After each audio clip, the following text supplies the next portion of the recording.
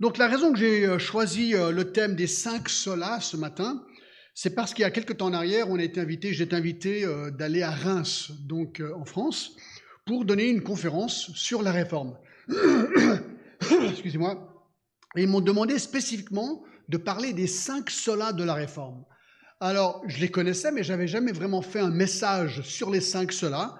Et alors, j'ai préparé ce message et j'étais vraiment béni par ce que j'ai reçu dans mon étude. Et puis, quand vous m'invitez à l'EIG, c'est toujours un petit peu un défi parce que tous les messages que j'ai prêchés depuis 15 ans sont ici, quoi, donc vous les avez déjà entendus. Alors, je me suis dit, c'est l'occasion de vous apporter un message que vous n'avez jamais entendu. D'accord ? Alors, voilà pourquoi j'ai choisi les 5 solas. Alors, je ne sais pas si vous saviez, mais en 1515, alors on va en faire un immense bond dans l'histoire, d'accord ? 1515, la basilique Saint-Pierre à Rome avait besoin d'argent pour sa construction. Et le pape Léon X, avec un moine dominicain en Allemagne nommé Johann Tetzel, a une idée de génie. Vendre des indulgences. Alors, les indulgences sont des certificats vendus aux masses, promettant de réduire votre temps ou leur temps au purgatoire. Et le purgatoire, c'était un endroit, selon l'Église catholique, où l'on purge sa peine après la mort, avant d'aller au ciel. C'est pas dans la Bible, mais c'est ce qu'ils croient. Et si l'on paye suffisamment, il est même possible de contourner le purgatoire et de passer directement au ciel. On peut même acheter des indulgences pour des proches qui sont déjà décédés, leur permettant de sortir du purgatoire et aller au ciel plus rapidement.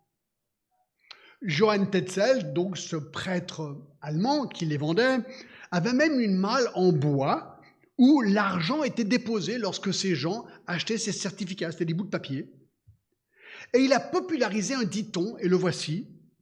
Sitôt que sonne votre obole, l'obole c'était une pièce d'argent, sitôt que sonne votre obole, bien sûr dans la caisse, du feu brûlant, l'âme s'envole. Alors c'était un génie, parce que les gens se disaient, waouh, quand j'entends la pièce tomber, poum, l'âme s'envole au ciel du purgatoire. Alors, les fidèles n'hésitaient pas à montrer leur certificat de pardon, donc leur indulgence, à leurs prêtres, pour leur prouver qu'ils étaient bel et bien pardonnés, plus besoin de pénitence. Alors que le moine Johann Tetzel vendait ses indulgences dans les années 1500 en Allemagne, eh bien, il y avait un autre moine catholique du nom de Martin Luther. Et lui était professeur de théologie à Wittenberg, au nord de l'Allemagne. Et lui, il a réagi. Alors ça tombait bien parce qu'il était prof de Bible.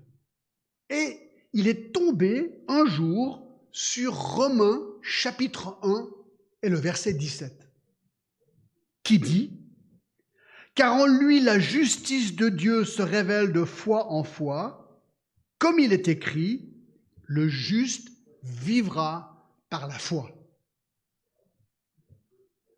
Alors, le salut, conclut-il, ne s'acquiert pas par des œuvres, ni par des bonnes actions, et certainement pas par l'achat d'indulgences.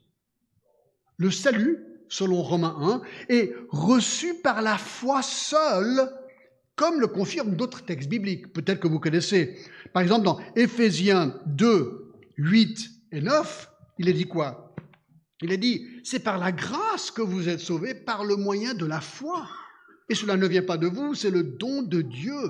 Ce n'est point par les œuvres, afin que personne ne se glorifie.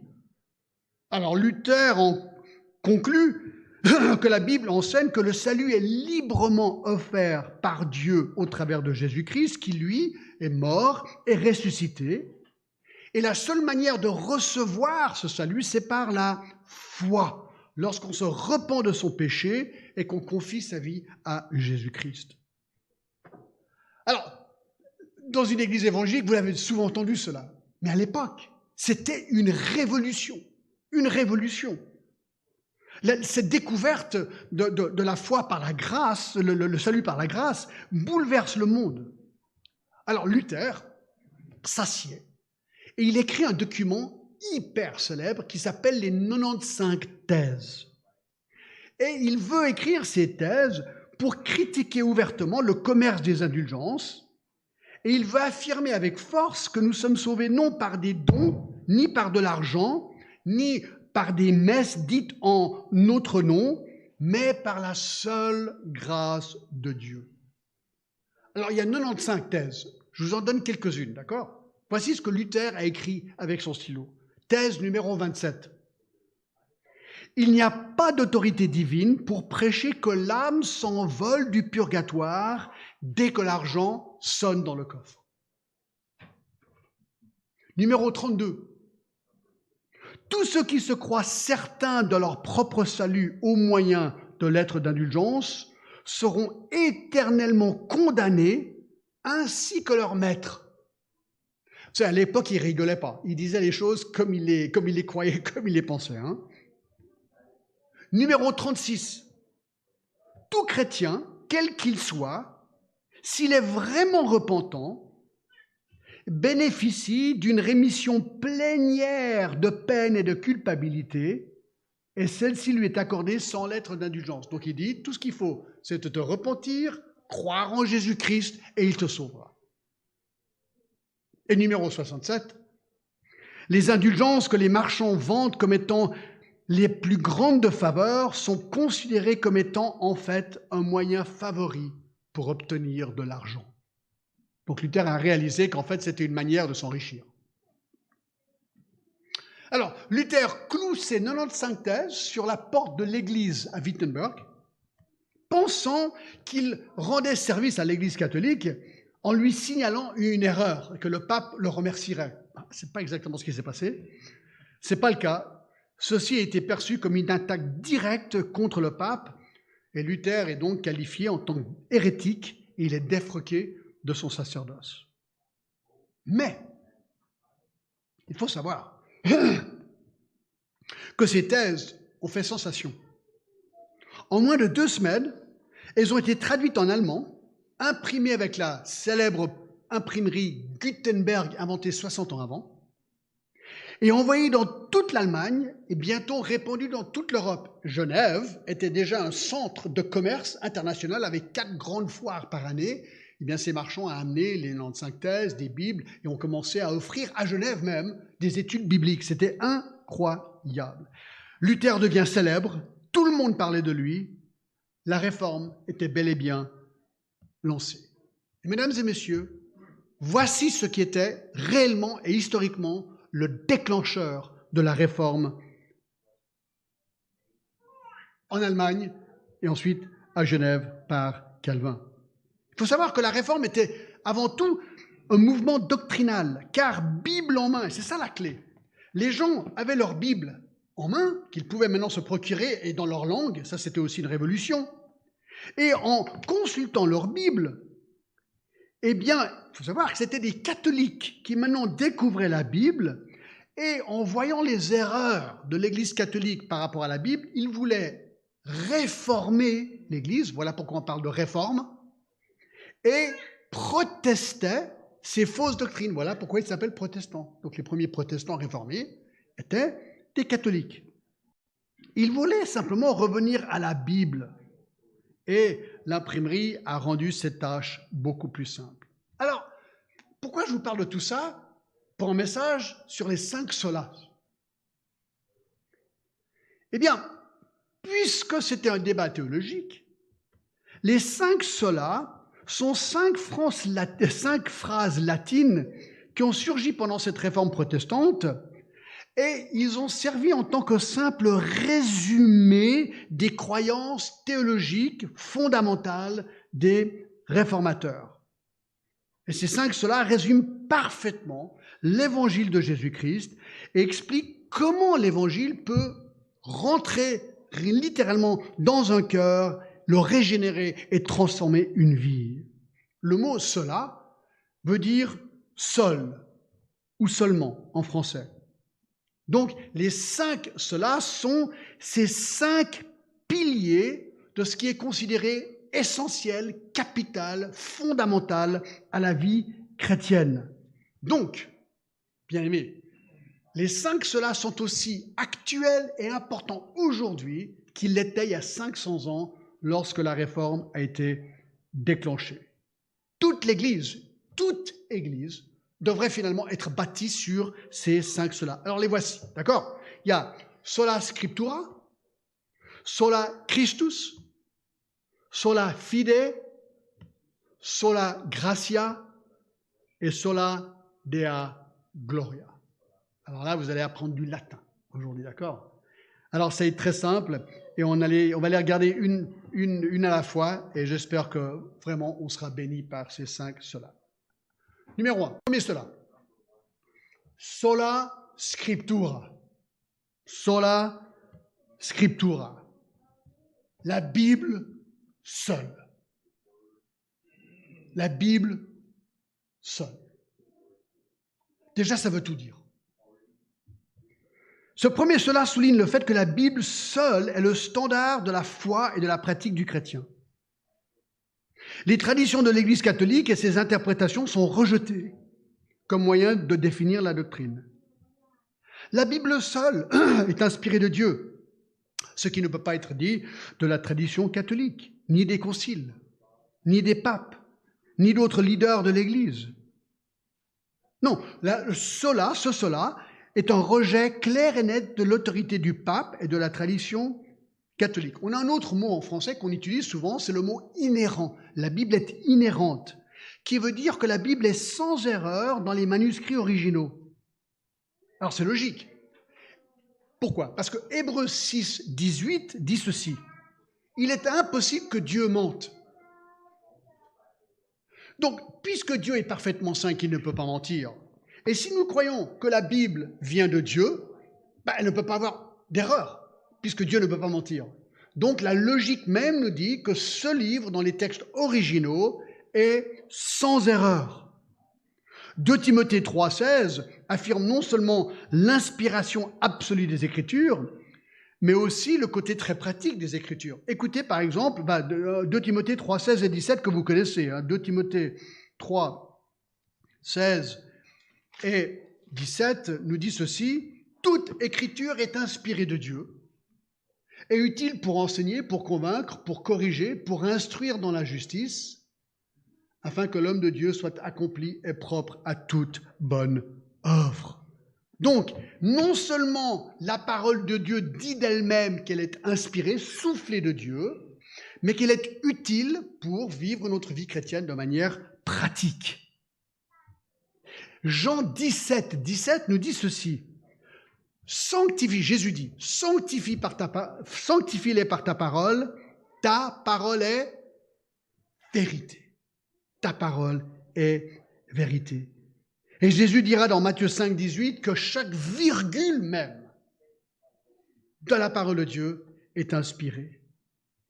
Alors on pourrait se poser la question, si je crois cela, pose-toi la question, d'accord? Si tu crois vraiment que la Bible est la parole de Dieu, est 100% inspirée par Dieu, ça va changer quoi en toi? Ça va changer quoi en moi? De croire cette vérité fondamentale? Laissez-moi vous donner un exemple de l'histoire. 6 ans après avoir cloué ses 95 thèses sur la porte de l'église à Wittenberg, donc le 3 janvier 1521, Luther est donc excommunié par le pape pour hérésie. Il est convoqué à un diet, c'est un endroit où on va le juger, qui s'appelle le diet de Worms en Allemagne, pour un procès. On va juger ce moine. Il reçoit un sauf-conduit impérial et comparé à Worms le 17 avril 1521. Il a 37 ans. Il était persuadé qu'il allait mourir. Son voyage dura presque 2 semaines, qui devint en fait une marche de triomphe. Partout, il est reçu comme un héros. À 16 heures, le mercredi 17 avril 1521, Luther se tient devant tous les dirigeants de l'Empire romain. Dans son livre sur la réforme, Hammond décrit cet incident historique comme ceci, je cite. Charles V, empereur de l'Empire romain, régnait sur l'Empire autrichien espagnol, néerlandais, une grande portion de l'Italie et une partie même des Amériques. À 21 ans, Charles Quint régnait sur un territoire plus grand que tout autre homme, sauf pour Charlemagne. Au milieu de cette pompe et de sa splendeur, de ce rassemblement, se trouvait un trône où l'empereur était sur une plateforme élevée. Il était accompagné de chevaliers en armure brillants, 6 princes, 24 ducs, 30 archevêques et 7 ambassadeurs. Devant cet auditoire impressionnant qui se tenait devant lui, on demanda à Luther d'identifier ses livres qui étaient posés sur une table devant lui. Et on lui a dit, est-ce que tu es prêt à te rétracter? Il demanda un temps de réflexion. On lui donna 24 heures. Le lendemain, il est revenu. On lui redemanda, es-tu prêt à te rétracter? Luther alors prononça les paroles les plus célèbres qu'il a jamais prononcées. Voici ce qu'il a dit. Si l'on ne me convainc pas par le témoignage de l'Écriture ou par des raisons décisives que je suis dans l'erreur, je ne peux pas me rétracter. Car je ne crois ni à l'infaillibilité du pape, ni à celle des conciles, parce qu'il est manifeste qu'ils se sont souvent trompés et contredits. J'ai été vaincu par les arguments bibliques que j'ai cités, et ma conscience est liée à la parole de Dieu. Je ne puis et je ne veux rien révoquer, car il est dangereux et il n'est pas droit d'agir contre sa propre conscience. Ici je me tiens, je ne peux faire autrement, que Dieu me soit en aide. Amen. Devant tous ces gens, il a dit, je crois en une chose et une seule chose, la parole inspirée de Dieu. Donc si vous voulez me prouver que j'ai tort, montrez-moi dans la Bible.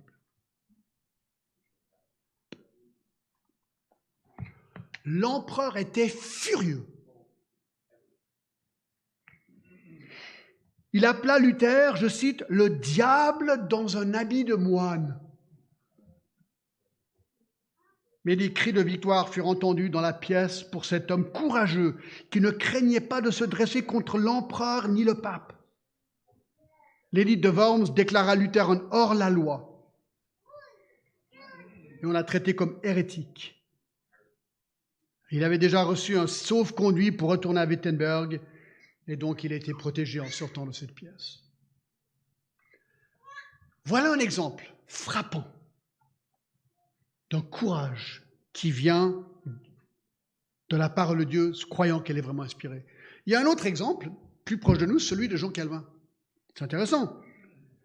Jean Calvin croyait aussi que la parole de Dieu était absolument inspirée, chaque mot, chaque lettre. Alors, pour lui,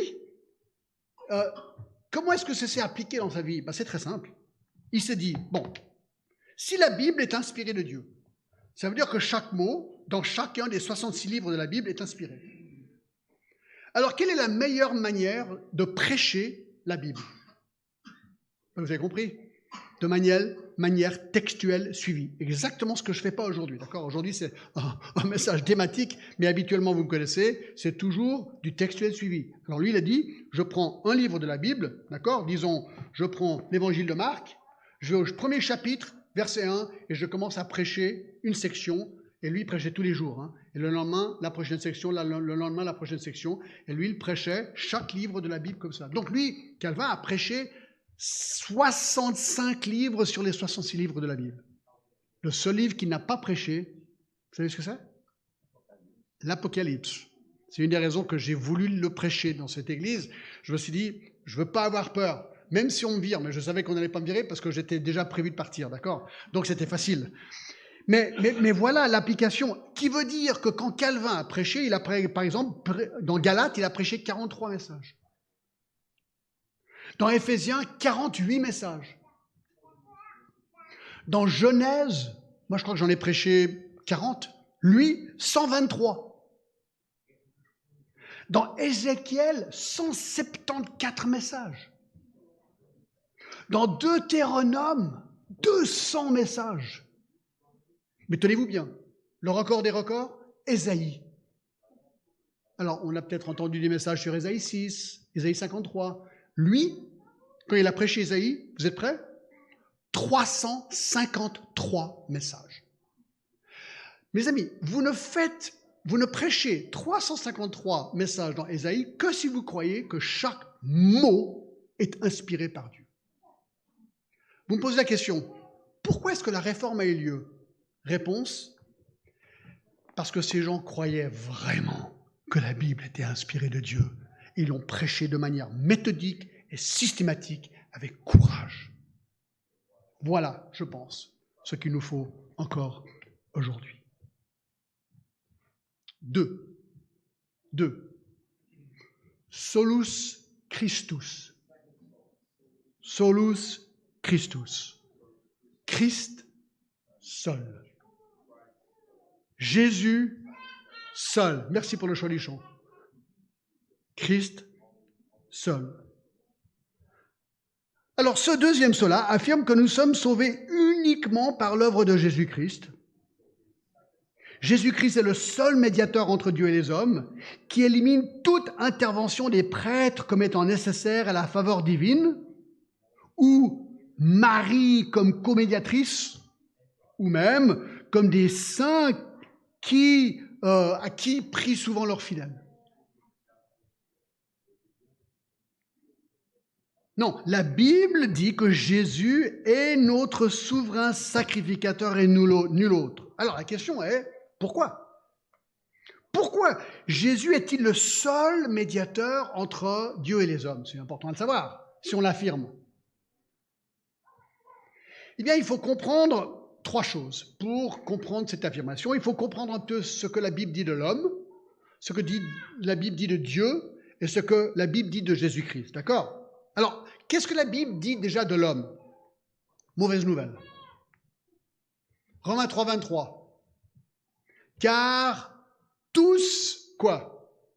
Ont péché et sont privés de la gloire de Dieu. Alors la Bible affirme que combien de gens sont pécheurs dans le monde? Tous. Si vous pensez que vous étiez l'exception, c'est raté. D'accord? Nous sommes tous pécheurs. Si vous croyez vraiment que vous êtes l'exception, Romains 3,10 dit « Il n'y a point de juste, même pas un seul. » Même pas un seul. Ecclésiaste 7,20 nous dit « Non, il n'y a sur la terre point d'homme juste qui fasse le bien et qui ne pêche jamais. » Pas un. Vous dites, ouais, mais John, moi je ne pêche pas beaucoup, que 3 péchés par jour. C'est bien, chapeau. 3 mauvaises pensées peut-être par jour. Bien. En un an, ça fait combien? 1000.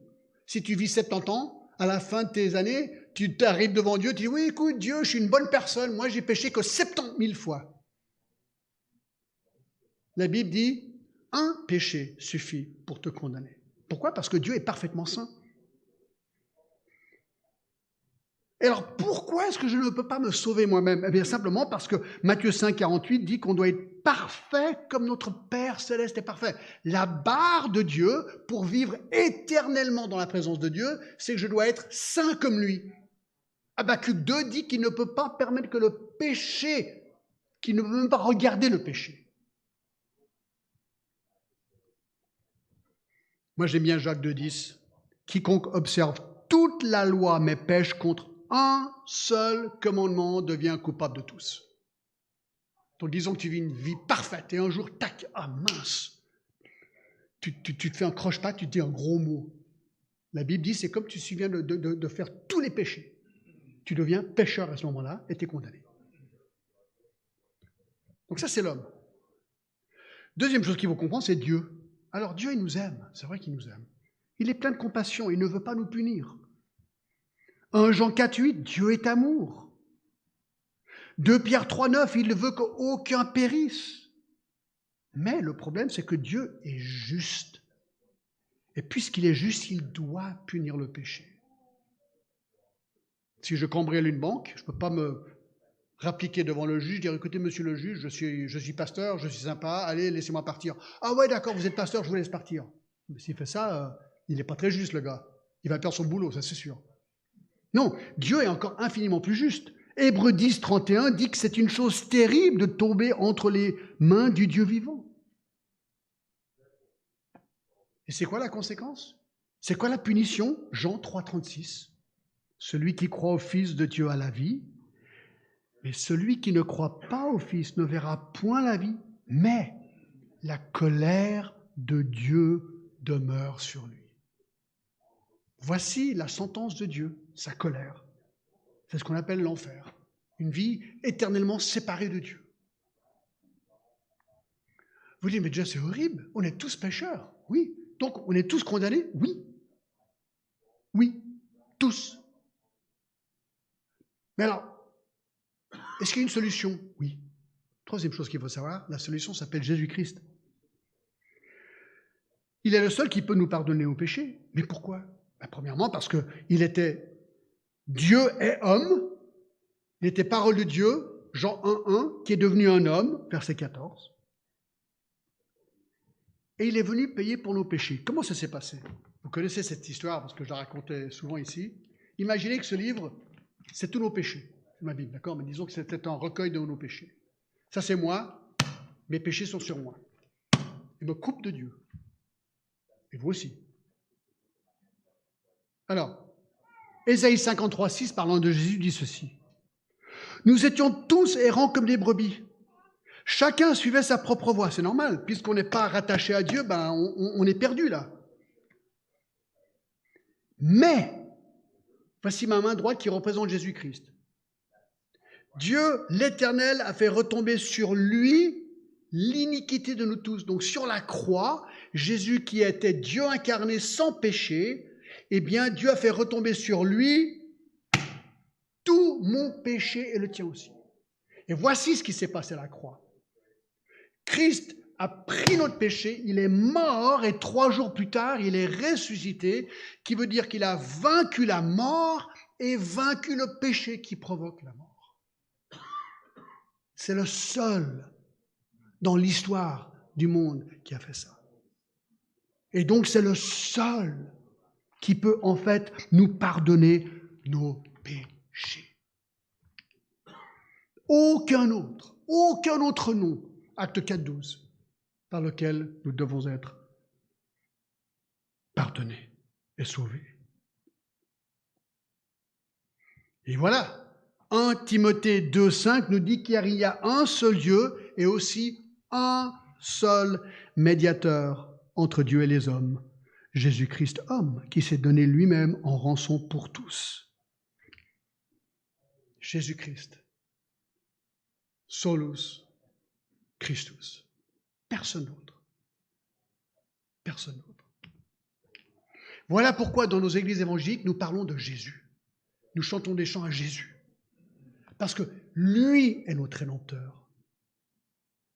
Lui nous a réconciliés avec Dieu. Personne d'autre. 3. Troisième sola. Sola fide. Sola fide. La foi seule. La justification, donc le fait d'être pardonné par Dieu, eh bien, l'outil qui, si vous voulez, pour recevoir ce pardon, c'est la foi. Ce qui exclut les bonnes œuvres comme condition nécessaire à l'obtention du salut.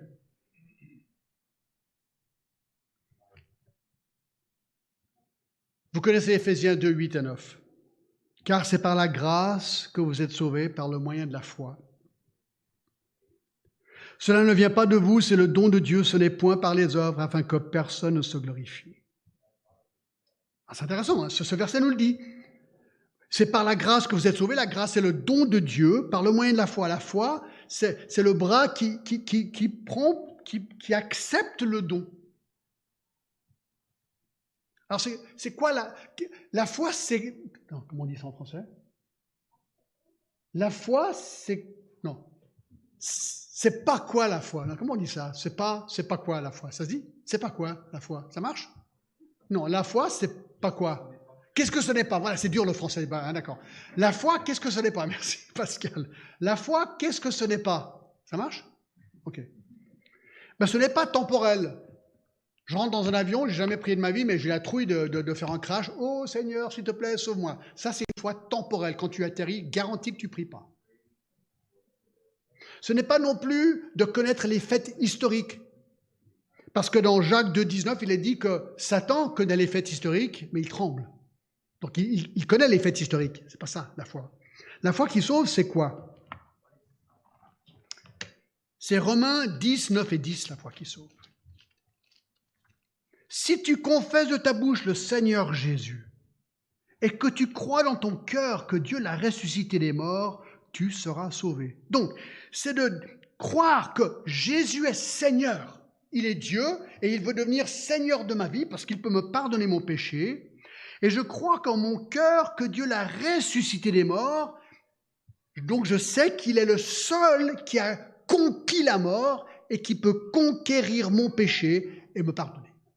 Donc, je demande à lui de devenir mon sauveur et mon Seigneur. Ça, c'est la foi. Ça, c'est la foi.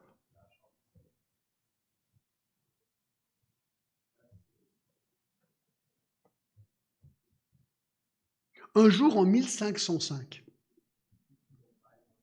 avant la conversion de Luther, quelque chose d'intéressant lui est arrivé, qui illustre l'importance du salut par la foi et non pas par les œuvres.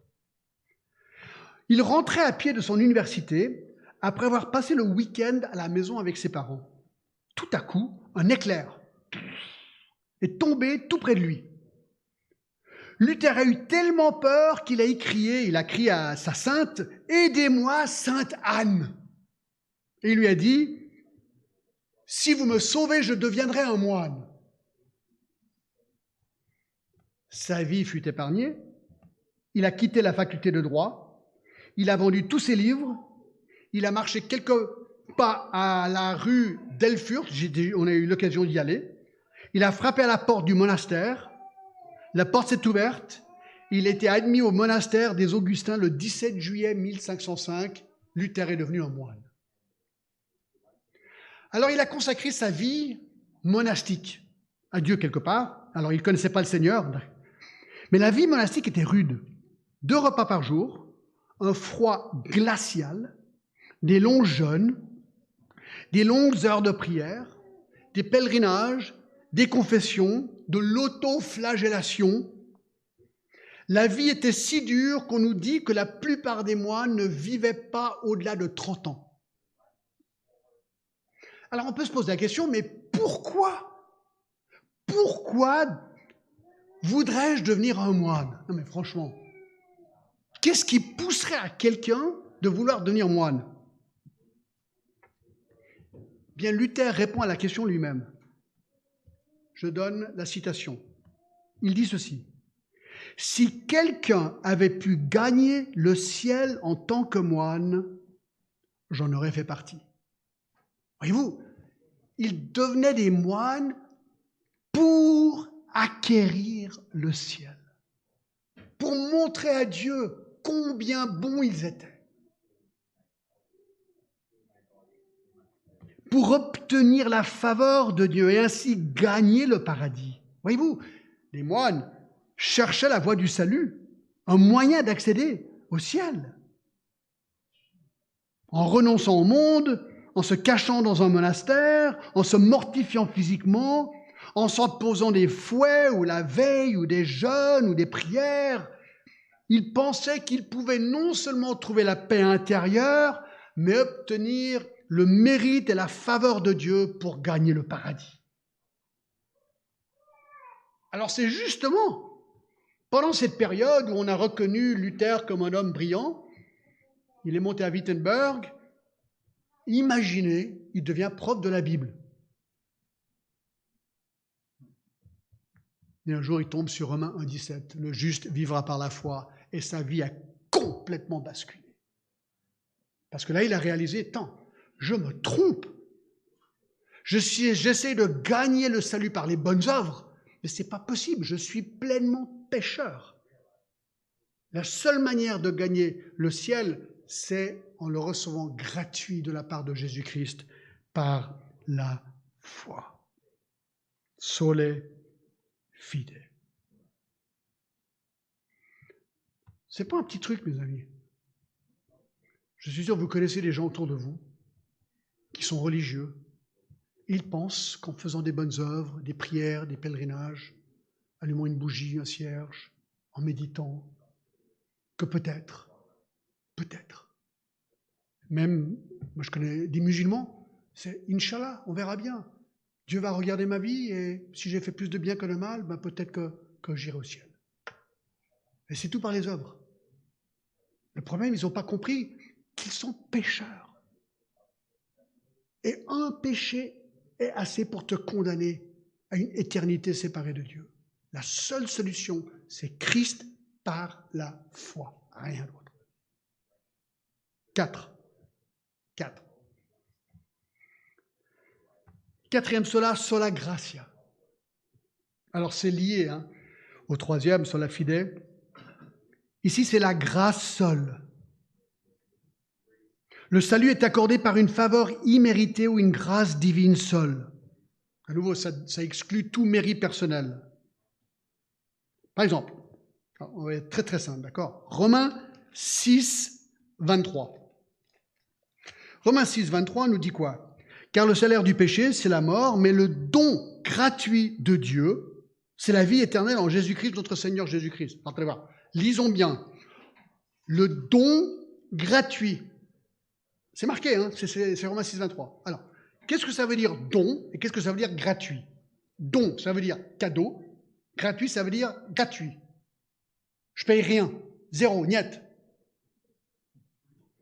Par exemple, imaginons que j'aimerais vous offrir une belle montre suisse. D'accord ? Je vous la donne, je vous la tends. Allez, j'en offre une à Guy. Guy, j'aimerais t'offrir une belle montre suisse, d'accord ? Super. Alors, il va la prendre et juste avant de la prendre, je lui dis, oui, mais Guy, attends.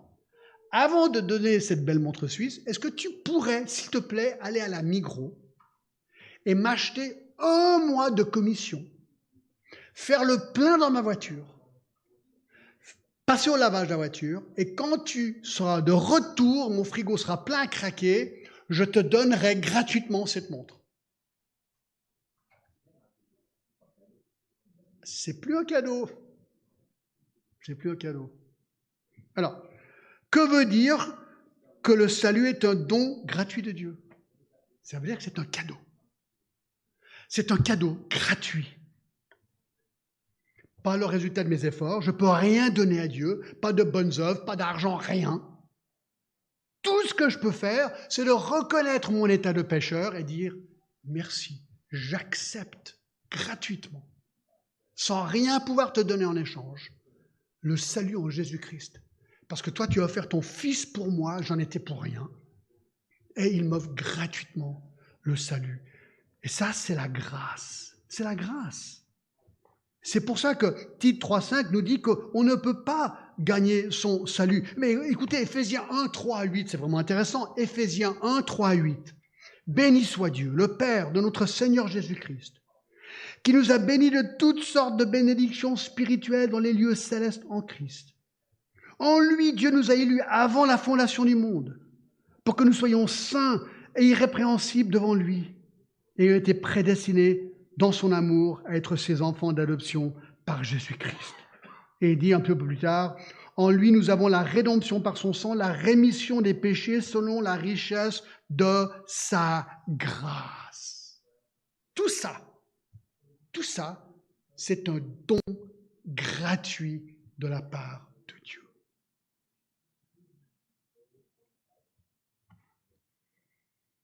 Un autre incident s'est passé dans la vie de Luther en 1510, 5 ans avant qu'il rencontre le Seigneur.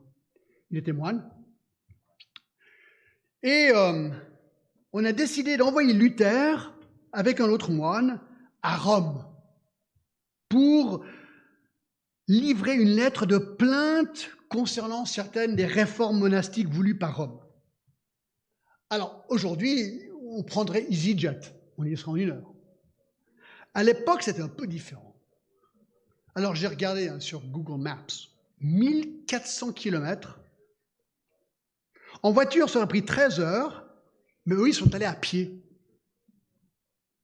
L'homme marche une moyenne de 4 km par heure, donc ça aurait pris 350 heures de marche.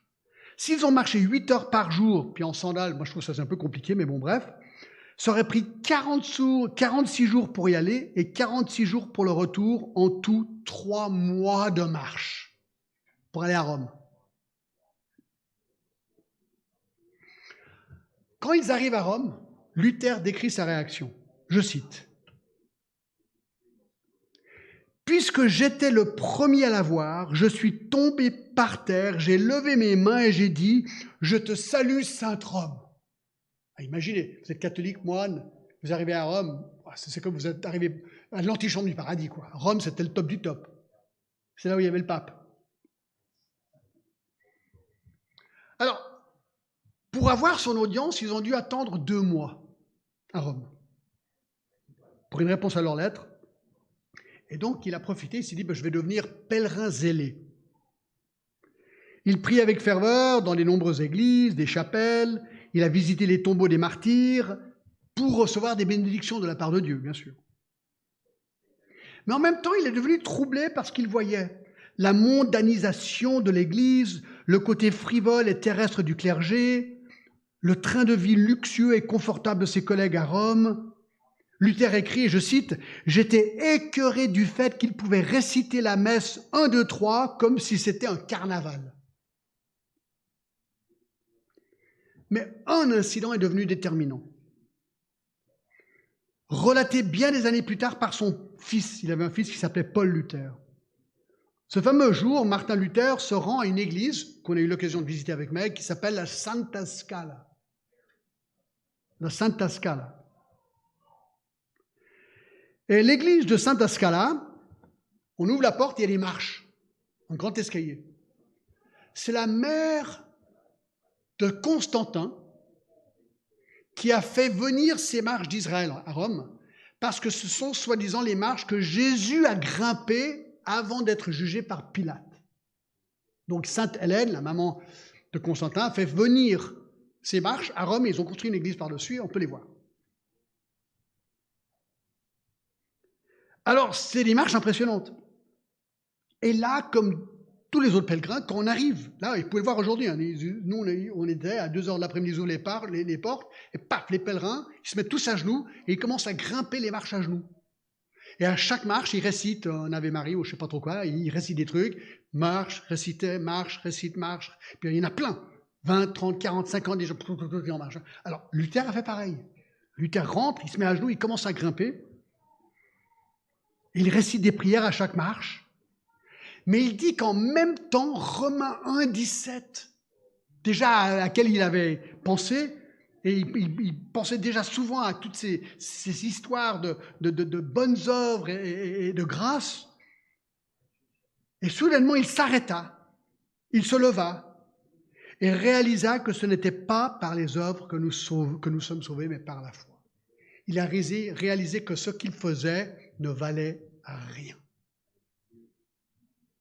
Car le juste vivra par la foi.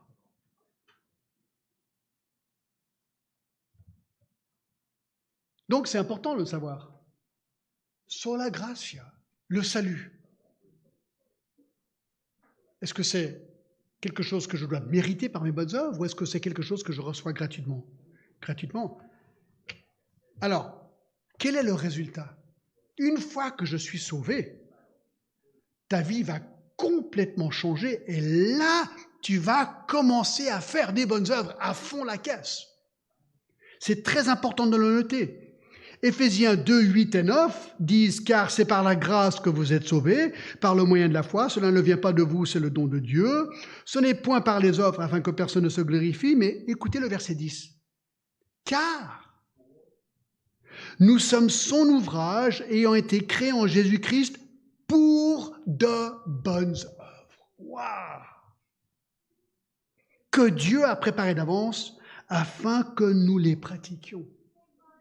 Donc un chrétien, c'est quoi?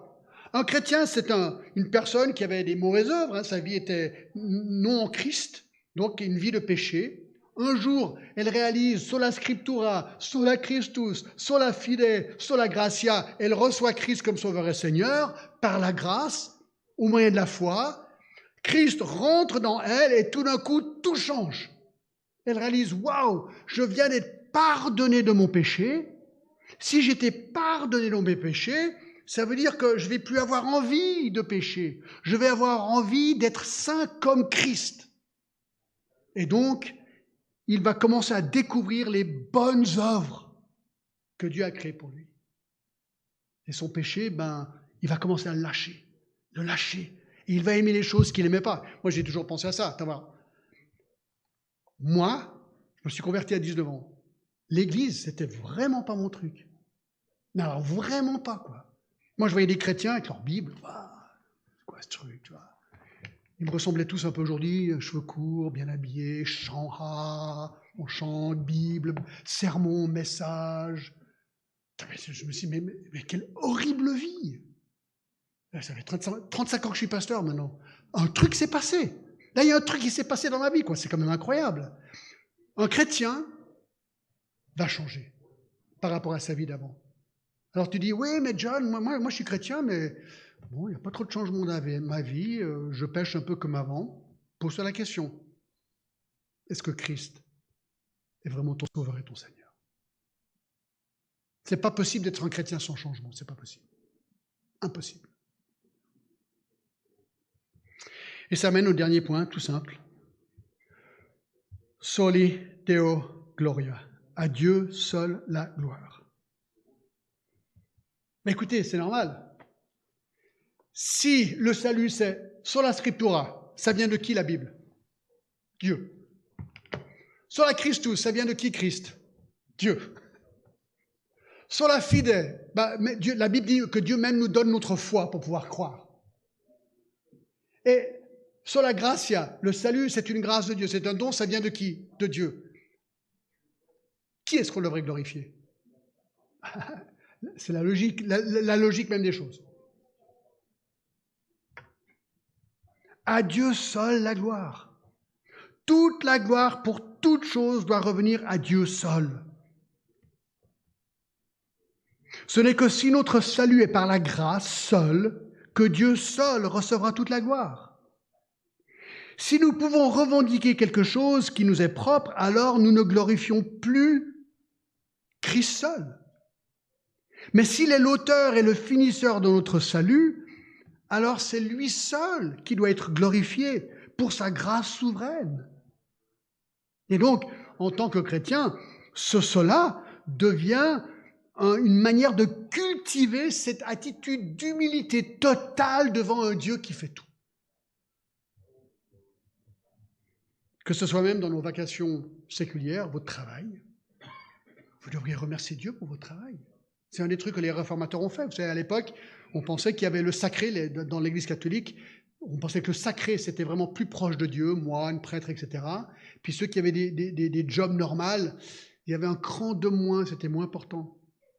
Et les réformateurs ont réalisé, mais c'est 1 Corinthiens 10, 31, regardez. 1 Corinthiens 10, 31 dit quoi? Soit donc que vous mangiez, soit donc que vous buviez, soit que vous fassiez quelque autre chose, faites-le tout pour la gloire de Dieu. Et donc les réformateurs ont dit, mais voir, si tu es une paysanne et ton job c'est de traire des vaches pour produire du lait, afin que nous puissions profiter de ce lait, tu le fais à la gloire de Dieu. Nous avons besoin de ce lait et nous devons remercier ceux qui font ce lait. Bien sûr, c'est la vache qui fait le lait. Alors on remercie Dieu pour la vache et pour l'herbe. Et puis ensuite, la personne qui traite la vache. Et les camionneurs qui prennent le lait, qui l'amènent au magasin. Et on devrait remercier Dieu pour les gens. Et la caissière fait un immense travail. Elle te permet d'acheter ton lait. Et ensuite, tu le prends à la maison, tu le mets dans ton frigo. Tu devrais remercier ceux qui fabriquent les frigos pour boire ton lait et manger ton bon céréal le matin. Eux, Ils ont dit, nous sommes tous appelés à travailler à la gloire de Dieu, qu'on soit pasteur ou que mon job, c'est de traire des vaches. On est tous égaux. Oh, j'ai un message là-dessus, hein. C'est tellement intéressant, mais il y a tellement à dire, c'est-à-dire que nous sommes tous égaux devant Dieu. Et notre travail et ton travail est important parce que tu es en train de servir ton prochain. Et voilà pourquoi on glorifie Dieu pour toutes ces choses.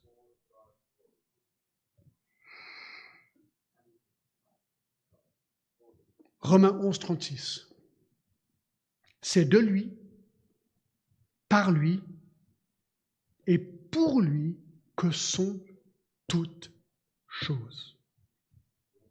À lui la gloire, dans tous les siècles. Amen. Amen. Alors mes amis, nous venons de découvrir, je dirais, la base même de la réforme. Voici le cœur de la réforme. Sola scriptura, solus Christus, sola fide, sola gratia, soli Dea gloria.